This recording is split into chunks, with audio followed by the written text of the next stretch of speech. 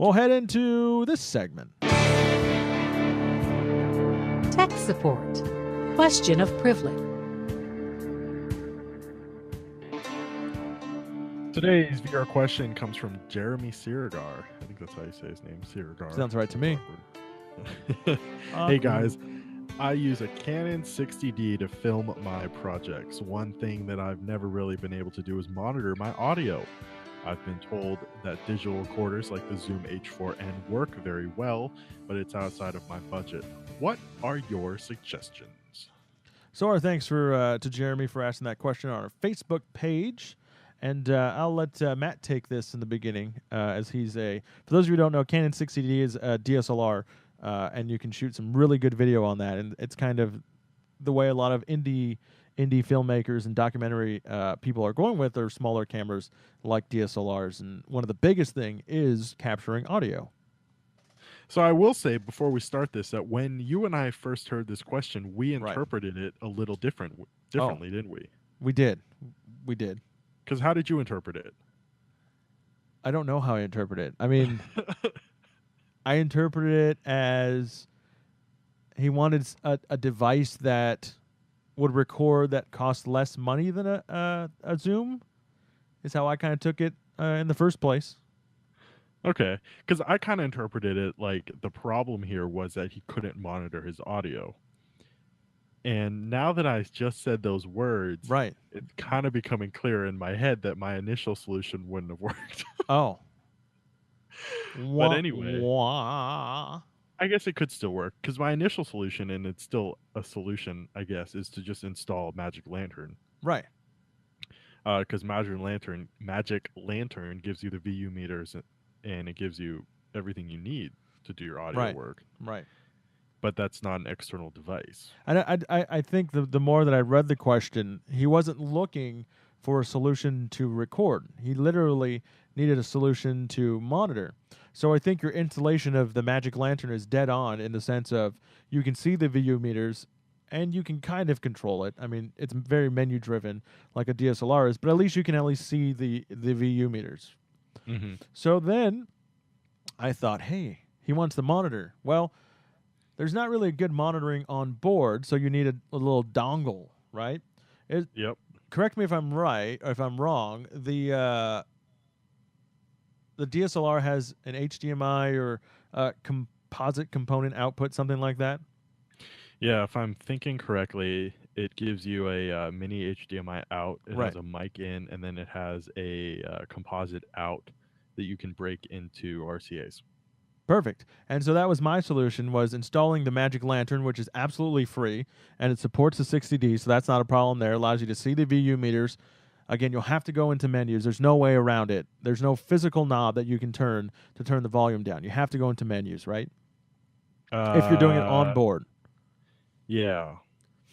So then, to then monitor what you're hearing is from that component output, purchase a $5, $10 amplifier that takes RCA to a little 1/8-inch cord like your iPhone headphones, and then you'll be able to listen to the audio coming out.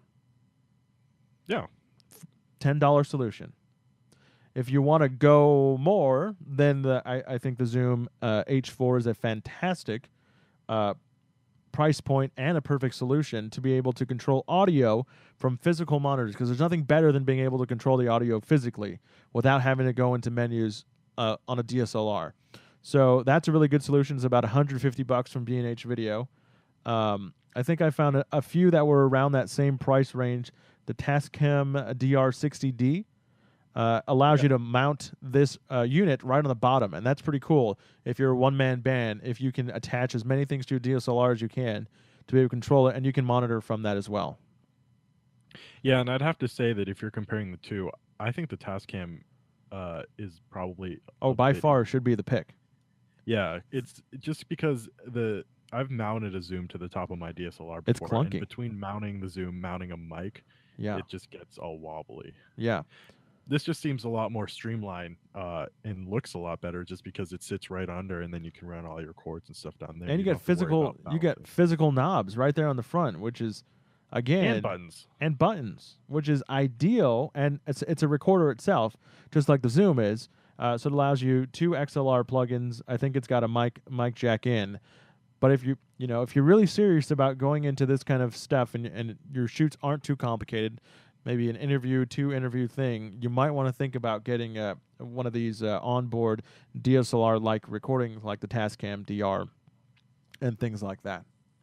And the other cool thing with the Tascam that I never really noticed with the Zoom until it was a problem is with the Tascam, the screen showing you your levels is still facing you. Whereas the Zoom, if you use the tripod mount on the bottom and you mount it to the top, you have to you have to like lean over the top of your camera in order to see your levels. So it's really inconvenient. So, I mean, to Jeremy, I would say if you want to go the cheapest route and you're just monitoring it, right? You're gonna record on board the DSLR, and hopefully you're gonna plug in a shotgun mic or something else besides the DSLR mic, because that's just atrocious and terrible. And I assume he knows that, right, and has a separate mic. Yeah, he definitely has a shotgun mic. Then I think going the Magic Lantern, I mean, doing the whole firmware thing, and then getting the amplifier, the headphone amplifier from RCA to 1/8 inch. It's kind of your best solution if you if you want to stay under $15 or so. But if you want a really good Christmas present from your parents, I think the Tascam DR that's about $150 on B&H is a really good solution, and will kind of elevate your sound to something else. Why are you laughing? So to reiterate, if the Zoom is out of your budget, that's what I'm saying. If you need a nice Christmas gift, is what I meant.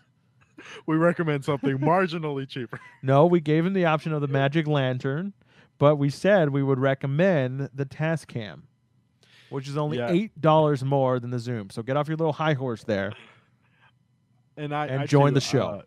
Audio is as important as it is just as expensive, which is infuriating at points. Right. But it's important. I mean, people listen before they watch. Yeah, and the great thing with audio, I guess, at least for me, is that once you get the equipment, unlike video equipment, it will last. Cameras you'll change out with equipment upgrades, but audio, as long as it works, you'll pretty much use the same stuff forever. So it's a good thing to invest in. Tech support.